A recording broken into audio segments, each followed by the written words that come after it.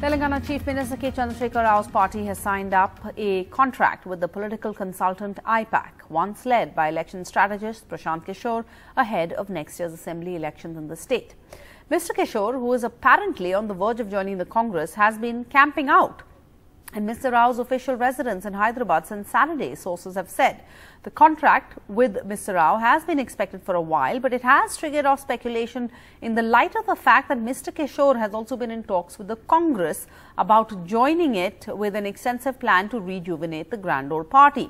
Sources indicate that the special team Sonia Gandhi formed to evaluate Prashant Kishore's proposal wants him to disassociate from all other political parties and devote himself entirely to the Congress party. Now, the party chief, Sonia Gandhi, in consultation with a team of veterans, is likely to take a final call on the matter at a crucial meeting on Monday.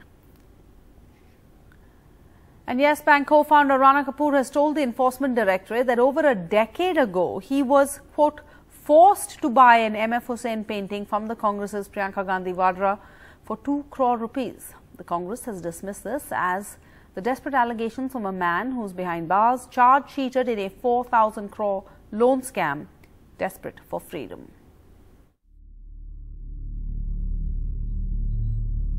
Rana Kapoor, former managing director of Yes Bank, has told the Enforcement Directorate that he was forced to buy M.F. Hussain's painting from Priyanka Gandhi for 2 crore rupees in 2010 by the late Murli Deora, and the same money was used for the medical treatment of Sonia Gandhi. The said disclosure is part of the ED's charge sheet against Kapoor and his family in the Yes Bank case. Rana Kapoor, after being arrested in the Yes Bank case, told the ED on March 9, 2020 that he was forced to buy M.F. Hussain's painting for rupees 2 crore.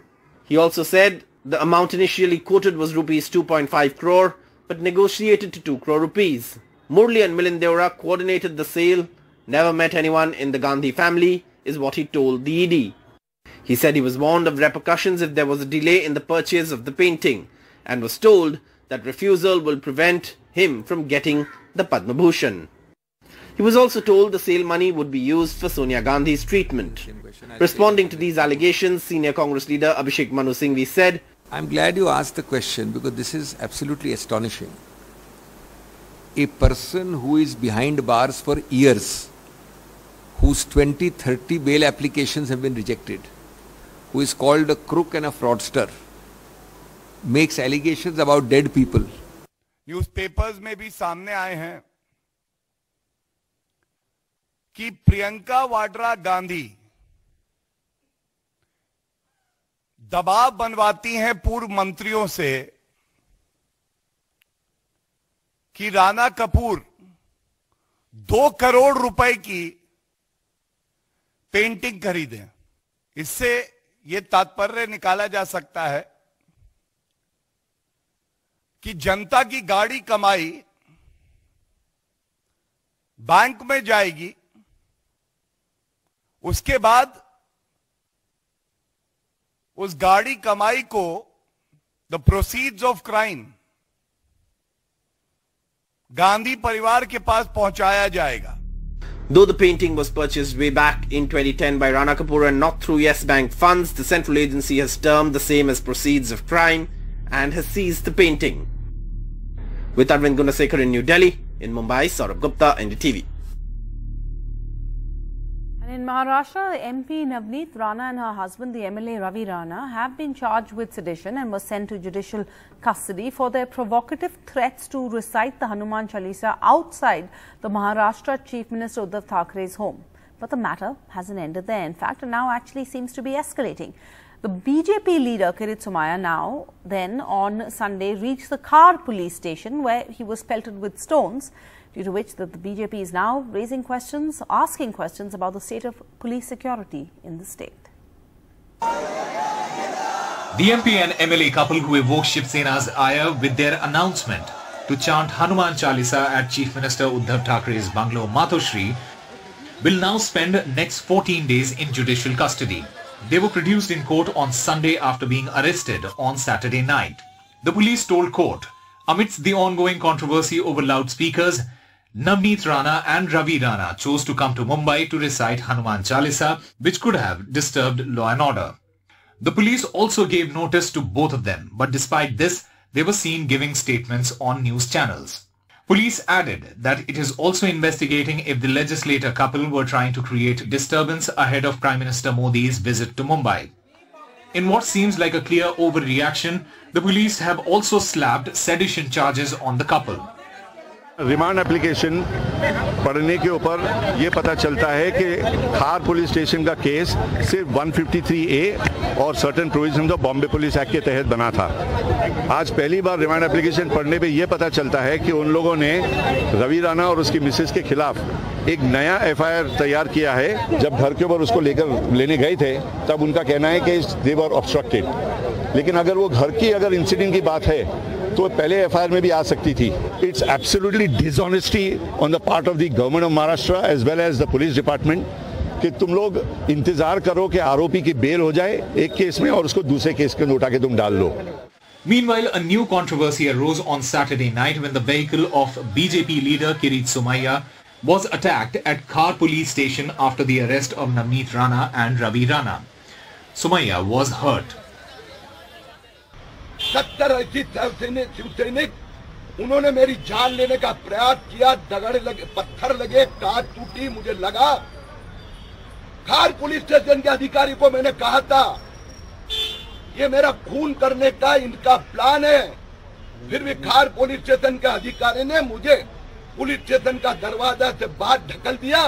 Police के सामने इतना बड़ा पत्थर फेंका जाता है, उनको जान से मारने का प्रयास किया जाता है।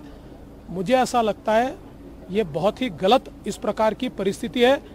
हम केंद्र सरकार से ये निवेदन करने वाले, होम सेक्रेटरी से निवेदन करने वाले कि जो पुलिस अपना कर्तव्य नहीं पहचानती उनके ऊपर कार्रवाई होनी चाहिए, और अगर जेड प्रोटेक्टी को प्रोटेक्ट नहीं किया जा सकता तो आम आदमी को पुलिस कैसे प्रोटेक्ट करेंगी।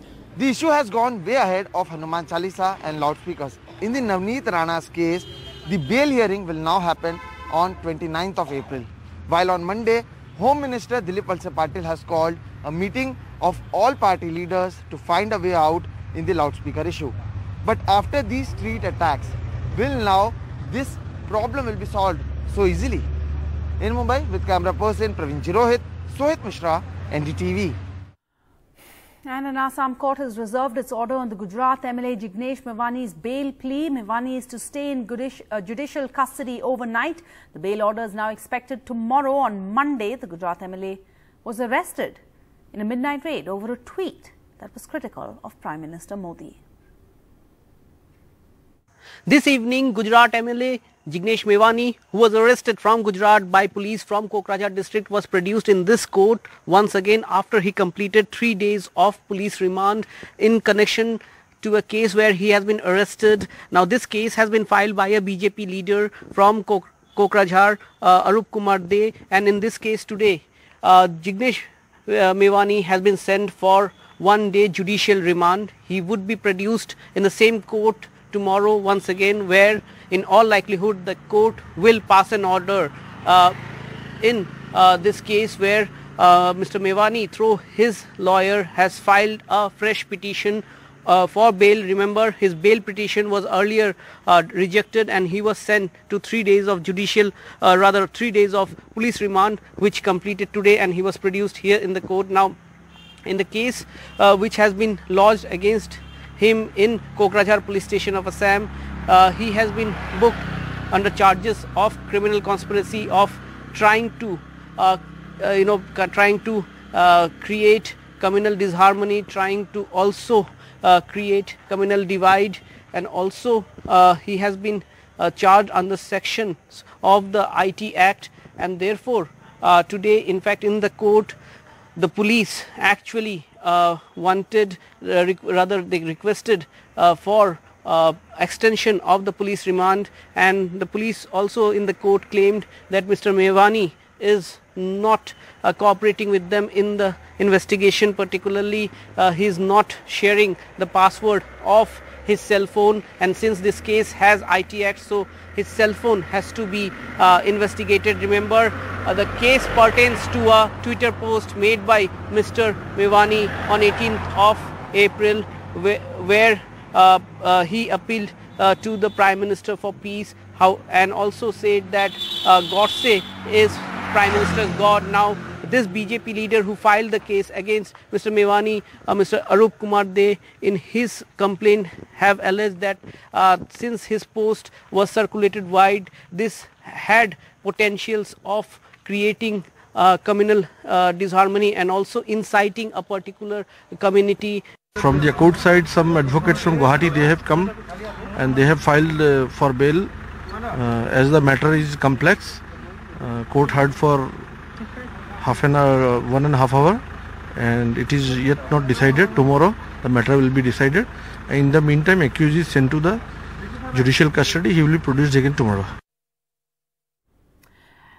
For over a decade, CBSE students have studied translated excerpts from 2 poems in Urdu by Faiz Ahmed Faiz in the Religion, Communalism and Politics and Communalism, a Secular State section of the NCERT Class 10's textbook, Democratic Politics 2. But not anymore. The verses have now been excluded from the syllabus.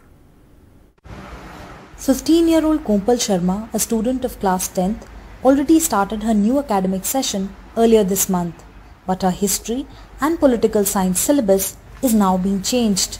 CBSE has dropped this chapter on democracy and diversity and the translated excerpts from 2 poems in Urdu by Faiz Ahmed Faiz in the Religion, Communalism and Politics section. Along with these, CBSE has dropped several chapters from the history and political science syllabus of classes 10, 11 and 12. The excluded chapters include The Chronicles of Mughal Courts, Rise of Islamic Empires in Afro-Asian Territories, Non-Aligned Movement, Cold War Era and the Industrial Revolution. The session has been started, the books have been printed, the books have been procured. Now what is the reason at this time, all of suddenly, without any cogent reason, who is doing that? There is a curriculum committee, who is doing that? We don't know. As far as knowledge is concerned, what I can say that basically history is something which are not going to change. It is there.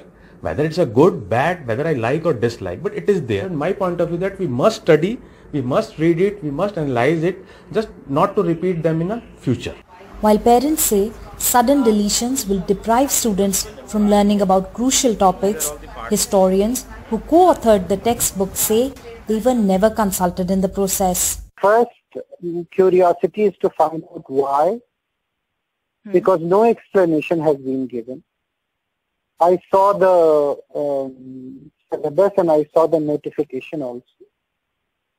So I think it's quite arbitrary. And whatever consultation they had done, it's totally hidden from our eyes. It is hidden from teachers and students who are going to use these books. So it's not transparent. In 2020, CBSE had slashed several important chapters like secularism, federalism and nationalism for class 11, which led to opposition parties calling it unacceptable and a big conspiracy. The chapters were restored a year later. NDTV contacted CBSE for a comment on the new changes but did not get a response. Last year, the NCERT had announced that in light of the disruptions caused to education due to COVID-19, it would rationalize the syllabus and reduce the burden on students. But the choice of topics that have been removed has left a lot of unanswered questions. In New Delhi with camera person Mohammad Mursalan, this is Sukirti Dwivedi for NDTV. And 8 days after violence erupted in Delhi's Jahangirpuri, a Tiranga Yatra or a peace march was held in the national capital amidst tight security, an attempt by the residents of this area to restore a semblance of normalcy and spread the message that there is harmony among the communities living there. There has been for years, they say. Prime Minister Modi made his first visit to Jammu and Kashmir since Article 370 was scrapped by the government in 2019, and his visit came amidst heightened security as the Union Territory had seen 4 encounters in the last 3 days.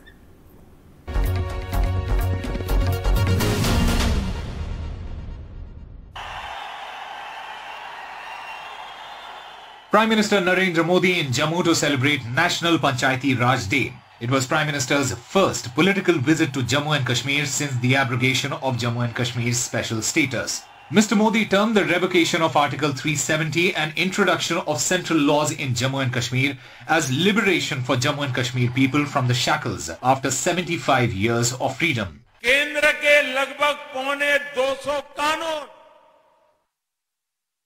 जो जम्मू के नागरिकों को अधिकार देते थे वो लागू नहीं किए जाते थे।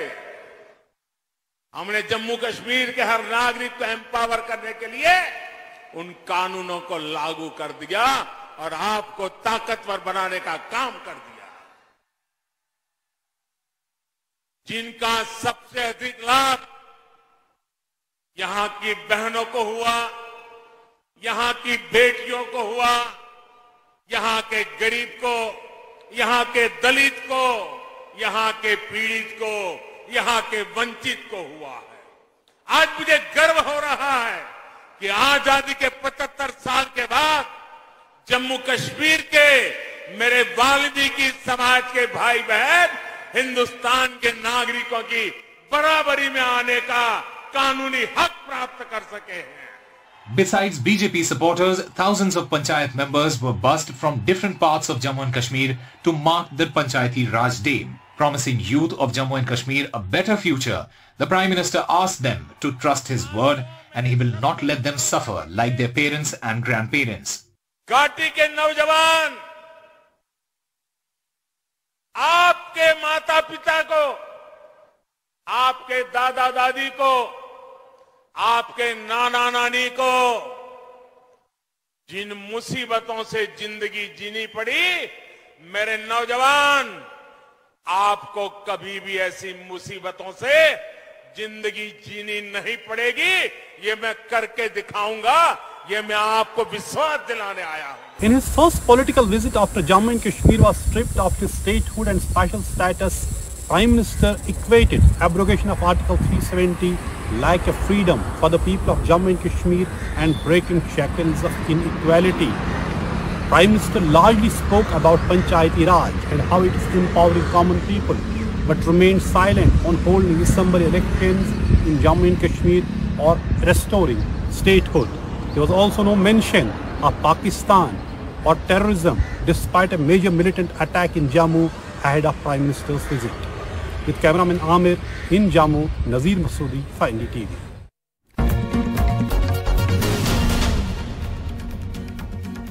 And Ola Electric is recalling 1,441 units of its electric two-wheelers in the wake of incidents of vehicles catching fire. Meanwhile, in a separate incident, a 42-year-old man was killed when the battery he was charging exploded. Sivkumar had bought a brand new electric scooter Boom Corbett 14 on Friday and put the detachable battery on charge overnight.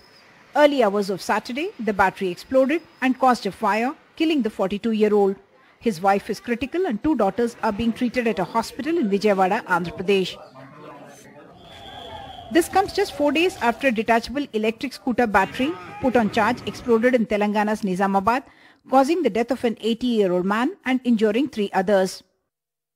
The government has already ordered a probe into the safety and quality regulations for electric vehicles and asked manufacturers to voluntarily recall or face heavy penalty for any negligence. Today, Ola Electric, whose EV caught fire in Pune on March 26, announced that it would recall 1,441 vehicles and as a preemptive measure, conduct diagnostic and health checks of scooters in that batch. Ola said its battery complies with Indian and European standards.